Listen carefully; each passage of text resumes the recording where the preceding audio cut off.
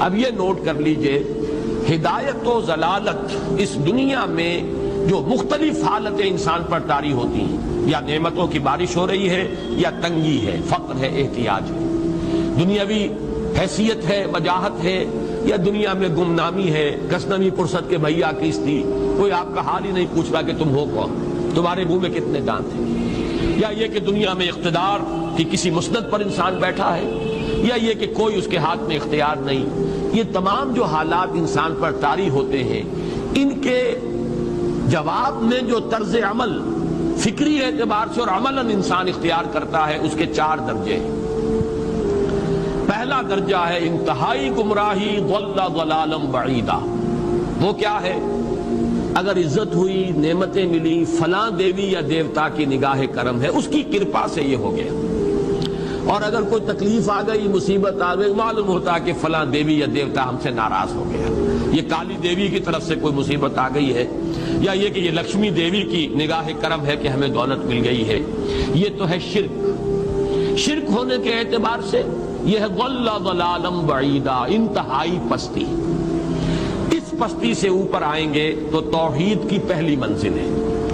عزت دی اللہ نے دی، اگر کوئی تنگی آ گئی، فقر، تکلیف، کوئی ذلت، رسوائی، یہ بھی اللہ کی طرف سے. ایک اعتبار سے تو انسان ہدایت پر آ گیا. بڑی گہرائی تھی اس گندگی کی اور اس خباثت کی جو شرک جس کا نام ہے، اس سے انسان نکل آیا، نجاست سے. توحید تو ہے، لیکن ابھی اس میں اس کی گمراہی کا ایک ایلیمنٹ شامل ہے. اور یہ گمراہی سے جب تک آگے نہیں آئے گا، اوپر نہیں ابھرے گا، اس کا طرز عمل کیا ہوگا کہ ذرا کچھ مل گیا، عزت مل گئی، پھولے نہیں سما رہے، اب زمین پر قدم نہیں ٹک رہے، گردن اکڑ رہی ہے، کہیں محرومی ہو گئی، کوئی تکلیف آ گئی، کوئی مشقت، فقر آ گیا، اب بجھ کر رہ گئے. ان دونوں کیفیات میں انسان کا پینڈولم جو ہے وہ ایکسٹریم کو جائے گا. یہ کب ہوگا؟ جبکہ انسان یہ سمجھتا ہے کہ اس دنیا میں جو دولت مل گئی یا عزت مل گئی تو یہ گویا کہ بڑی کوئی قابل فخر شے ہے، اور اگر یہاں پر کوئی تکلیف آ گئی، کوئی مصیبت آ گئی، فقر و فاقہ آ گیا تو یہ گویا کہ بہت ہی اہانت آمیز شے ہے. اگر یہ انسان سمجھے گا تو طرز عمل وہ نکلے گا نتیجے کے طور پر جو میں بیان کر چکا ہوں. یہ گمراہی ہے. اس گمراہی سے نکلیں گے تو آپ کس مقام پر آئے؟ دوسری منزل ہدایت کی کیا ہے؟ نہ یہ عزت ہے نہ یہ ذلت ہے، دونوں حیثیتیں برابر ہیں کہ یہ امتحان ہے. اسی لیے ان دونوں آیتوں میں ایک لفظ قدر مشترک ہے، اذا مبتلاہ فاما الانسان اذا مبتلاہ ربہ فاکرمہ ونعمہ. یہ بھی ایک ابتلا ہے، آزما رہا ہے اللہ. کبھی وہ دے کر آزماتا ہے، کبھی چھین کر آزماتا ہے، کبھی فقر و فاقہ سے آزماتا ہے، کبھی وہ کثرت دولت اور کثرت مال سے آزماتا ہے، کبھی وہ صحت دے کر آزماتا ہے کہ یہ قوت اور توانائی اور صحت جو میں نے دی ہے یہ اس میں کیا کرتا ہے، کبھی وہ مرض کے ذریعے سے آزماتا ہے کہ صبر کرتا ہے کہ نہیں کرتا. ہمارے لیے شکوہ اور شکایت تو اس کی زبان پر نہیں آ جاتی، نالا اور شیون تو نہیں آ جاتا، تکلیف جھیلتا ہے کہ نہیں جھیلتا، اس میں تحمل ہے کہ نہیں ہے، تو صبر کرتا ہے یا شکر کرتا ہے. یہ دونوں کیفیات در حقیقت اس اعتبار سے مساوی ہے، یہ بھی امتحان، یہ بھی امتحان. یہ حقیقت جب سامنے ہوگی اب وہ پینڈولم جو ہے وہ بہت کم ہو جائے گا. یعنی انسان میں طبعی طور پر تو ایک اثر ہوتا ہے غیر اختیاری. کسی چیونٹی نے کاٹا آپ کے پاؤں پر، آپ اپنا پاؤں ہٹا لیں گے، اس میں کوئی ارادہ نہیں ہے، یہ ریفلیکس ایکشن ہے، غیر اختیاری فعل ہے. اس حد تک تو انسان ضرور متاثر ہوتا ہے، اس سے تو کوئی انسان جو ہے وہ بلندتر نہیں ہو سکتا. حضرت ابراہیم رضی اللہ تعالیٰ عنہ، حضور کے وہ نومولود فرزند، انتقال جب ہو رہا تھا آپ کی آنکھوں میں آنسو آ گئے. اب یہ طبعی اثر ہے، ایک فعل ہے، انفعالی کیفیت ہے جو بالکل طبعی ہے، لیکن یہ نہیں کہ اس کی وجہ سے انسان کی زبان پر کوئی شکوہ آ جائے، کوئی شکایت آ جائے، یہ نہیں ہوگا، یہ ایمان کے منافی ہے. اسی طریقے سے اگر کوئی خوشی ہوئی ہے تو چہرے کے اوپر ایک نکھار آ جائے گا، تبسم آ جائے گا، اس سے زائد نہیں. اس حد تک تو یوں سمجھیے کہ انسان کا طبعی تقاضا ہے.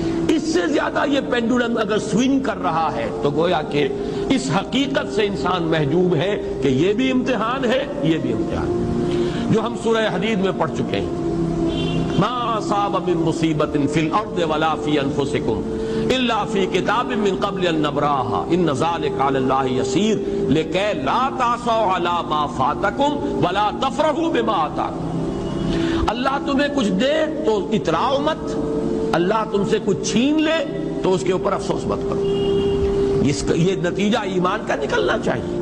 اگر تمہیں ایمان ہے اللہ پر، اگر تمہیں یقین ہے کہ جو کچھ ہوا ہے اللہ کے اذن کے بغیر نہیں ہوا، اگر تمہیں یقین ہے کہ اللہ نے جو میرے لیے طے کیا ہے اس میں میرے لیے خیر ہی ہے، چاہے فی الحال فی الوقت فوری طور پر مجھے ناگوار محسوس ہو رہی ہے بات، لیکن یقیناً میرے لیے اس میں خیر ہے میرے رب کی طرف سے کہ ہر چیز کی ماریخ عین الطاف است۔ ہم تو شارٹ سائٹڈ ہیں، ہم دیکھ نہیں سکتے کسی شے کو، ہم اس کے ظاہر کو دیکھ کر گھبرا اٹھتے ہیں کہ یہ تو تکلیف آ گئی، کیا پتا اسی کے پردے میں اللہ کی رحمت آ رہی ہے۔ میں نے وہ رئیس امروہوی کے اشعار آپ کو کئی دفعہ سنائے ہیں۔ وہ وقت آیا کہ ہم کو قدرت ہماری سعی و عمل کا پھل دے، بتا رہی ہے یہ ظلمت شب کہ صبح نزدیک آ رہی ہے، ابھی ہے کچھ امتحان باقی، فلاکتوں کے نشان باقی، قدم نہ پیچھے ہٹے کہ قسمت ابھی ہمیں آزما رہی ہے۔ رئیس اہل نظر سے کہہ دو کہ آزمائش سے جی نہ ہارے، جسے سمجھتے ہو آزمائش وہی تو بگڑی بنا رہی ہے۔ اسی آزمائش سے تو بگڑی بنے گی، اسی سے تو تمہارا خیر جو ہے اجاگر ہوگا، سامنے آئے گا، پتہ چلے گا who's who, what is what۔ ابو بکر میں کتنا یقین اور ایمان تھا، یہ کیسے معلوم ہوگا؟ کیسے معلوم ہوگا کہ بلال میں کتنا سہار، کتنا تحمل تھا، کتنا صبر تھا، اگر وہ مصیبت ان پر نہ آتی کہ جو امیہ ابن خلف کے ہاتھوں ان پر قیامت ٹوٹ رہی تھی۔ تو یہ ساری چیزیں جو ہے ما اصاب من مصیبت فی الارض ولا فی انفسکم الا فی کتاب من قبل ان نبرأ ان ذلک علی اللہ یسیر لکی لا تعصوا علی ما فاتکم ولا تفرحوا بما آتاکم واللہ لا یحب کل مختال فخور۔ اگر اس حقیقت سے محجوب ہو جاؤ گے تو پھر اختیال اور فخر اور گھمنڈ پیدا ہو جائے گا تمہارے اندر، یا دوسری طرف مایوسی، کمر ہمت ٹوٹ کر رہ جائے گی، خودکشی کرنے کو انسان آمادہ ہو جاتا ہے، ذرا کوئی ناکامی دنیا میں آ گئی، کوئی تکلیف آ گئی۔ یہ ہے در حقیقت تیسری منزل، ہدایت کی دوسری سیڑھی۔ پہلا کیا تھا؟ نہایت ضل ضلالا بعیدا، کوئی خیر مل گیا تو کسی دیوی کی نگاہ کرم، کوئی تکلیف آ گئی تو کسی دیوتا کی ناراضگی، یہ تو ہے ضل ضلالا بعیدا۔ اس سے اوپر آئے، یہ پہلی سیڑھی ہدایت کی ہے۔ عزت ہے تو اللہ کی طرف سے، اور اگر کوئی ذلت ہے، تنگی ہے تو اللہ کی طرف سے، یہ ہدایت کا آغاز ہو گیا، یہ توحید کی بنیادی منزل ہے۔ اس سے اگلی منزل، یہاں کی ذلت ذلت نہیں، یہاں کی عزت عزت نہیں۔ ذالک یوم التغابن، ہار اور جیت کے فیصلے کا دن تو قیامت کا دن ہے۔ وہاں معلوم ہوگا جس کو اس روز عزت ملی وہ عزت والا ہے، جو اس روز ذلیل ہو گیا وہ ذلت والا ہے۔ یہ تو امتحان ہے، دار الامتحان ہے۔ خلق الموت والحیات لیبلوکم ایکم احسن عملا، یہ تو دار الامتحان ہے، امتحان ہونے کے ناطے دونوں برابر ہیں۔ اس سے اوپر ہے ایک چوتھی منزل، ہدایت کی تیسری منزل۔ وہ کیا ہے؟ عام طور پر انسان یہ سمجھتا ہے کہ یہ جو آزمائش ہے تنگی کی اور فقر و فاقہ کی، یہ سخت تر آزمائش ہے، اور نعمتوں کی بارش ہو تو یہ آسان آزمائش ہے۔ یہ بھی ابھی گمراہی کا ایک پرت جو ہے اس کی باقی ہے۔ ابھی ہدایت کا جو کامل جو ہوگا انکشاف وہ کب ہوگا؟ جب انسان اس حقیقت کو جان لے کہ جہاں وسعت ہو، جہاں کثرت ہو، وہ زیادہ بڑا امتحان ہے، سخت امتحان ہے، بجائے اس کے کہ اگر قلت ہے، کمی ہے، یہ کم تر امتحان ہے، یہ کم بھاری امتحان ہے۔ کیوں؟ کہ اگر آپ کے پاس کثرت ہے آپ کے اندر غفلت پیدا ہو جائے گی، کثرت کا لازمی نتیجہ غفلت ہے، اور اگر قلت ہے۔ حضرت علی فرماتے یہ ہے کہ میں نے سنا حضور نے ارشاد فرمایا ان قریب ایک بہت بڑا فتنہ رونما ہوگا، انہا ستکون فتنۃ۔ میں نے سوال کیا مل مخرج منہا یا رسول اللہ، اے اللہ کے رسول فرمائیے اس سے نکلنے کا راستہ کون سا ہوگا، مخرج کون سا ہوگا، ایگزٹ کون سا ہوگا؟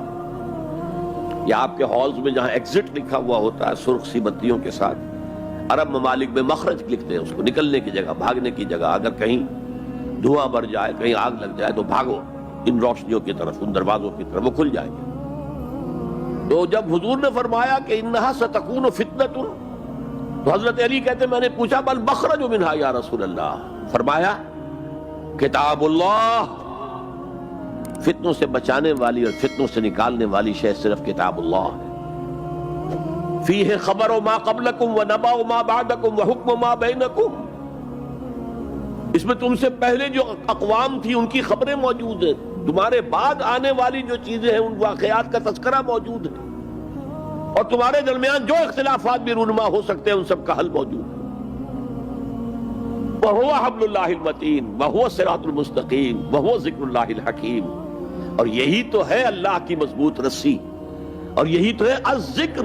تم نے الذکر نمبر کیا بنا لیے ہیں، کس طرح کے اذکار، سب سے بڑا ذکر الذکر، یوں سمجھئے دی ریممبرنس از قرآن، اور یہی صراط المستقیم ہے جس کی تم ہر نماز کی رکعت میں استدعا کرتے ہو، اہدنا الصراط المستقیم، یہ صراط مستقیم ہے تو صحیح۔ تو حبل اللہ قرآن۔ ایک حدیث میں آتا ہے عبداللہ ابن مسعود سے رضی اللہ تعالی عنہ،